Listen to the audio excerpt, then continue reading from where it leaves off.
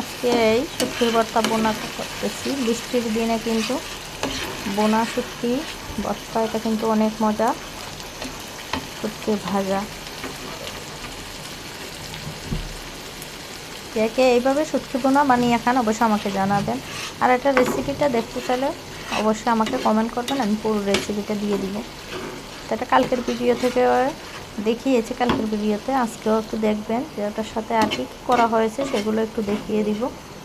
আজকের ভিডিওটা একটু অগোছালো, সবাই ক্ষমা সুন্দর দৃষ্টিতে দেখবেন। আর অবশ্যই আমার চ্যানেলটাকে ভালো লাগলে চ্যানেলটাকে সাবস্ক্রাইব করে দেবেন, শেয়ার করে দেবেন, লাইক কমেন্ট করতে ভুলবেন না।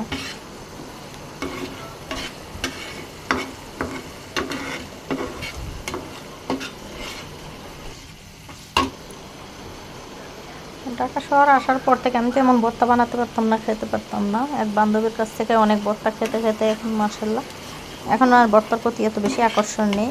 মাঝে মাঝে একটু বৃষ্টি হলে মাসে এক দুইবার এখন একটু খাই। আগে যে একটু প্রায় খেতে ইচ্ছে করতো, আর এখন কিন্তু এত করে না। এখানে দেখুন আমার শাশুড়ি নখ কেটে দিচ্ছে। নখের এমন অবস্থা, নখ কাটবে না, গোসল করবে না, কাপড় ধোবে না। আগে এত পরিষ্কার পরিচ্ছন্ন ছিল, আর এখন এমন ফাঁকিবাজি হয়ে গেছে। হাঁটতে পারে, চলতে পারে, সব কিছু, কিন্তু গোসলও করবে না, হাতের নখ পায়ের নখ কাটবে না। এই জন্য রাব্বুরে দিয়ে একটু হাত পায়ের নখগুলো কাটাইতেছি, আমাকে তো দিবেই না।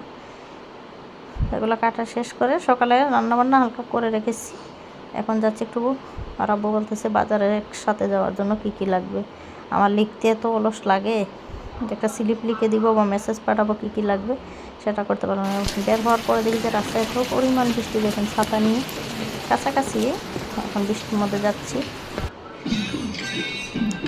বাজার নিয়ে আসছি, বাজার এনে সব ফ্রিজে ঢুকিয়ে রাখছি যে কালকে কাজের আপা এসে কেটে দিবে।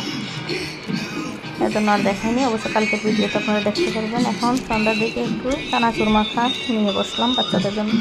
অলস ফাঁকি মারা নাস্তা আর কি, যখন ভালো লাগে না তখন ফাঁকিবাজি নাস্তা বাচ্চাদের করে দিই, এই আর কি। এই জন্য একটু চানাচুর মেখে দিলাম, যেগুলো খেয়ে নাও, এখন আর আমার ভালো লাগতেছে না। এই নাস্তাটা এখন বাচ্চাদের দিচ্ছি, পেঁয়াজ কাঁচামরিচ মেখে দিচ্ছি। নর্মালি যা পারছি, বুঝতে পারছেন যে ফাঁকি মেরে অনেক কিছু আরও দেওয়া যেত, আমার ভালো লাগতেছিল না। এগুলো বাচ্চাদের একটু দিলাম যে তোমরা একটু খাও। আর আমি একটু চা বানিয়ে পানি চুলা দিয়ে আসছি।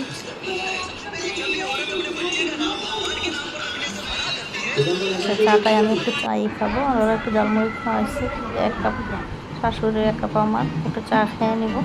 তো সকাল সন্ধ্যা একটু চাই খাই, মাথা ব্যথা উঠে যায়, সেই জন্যে।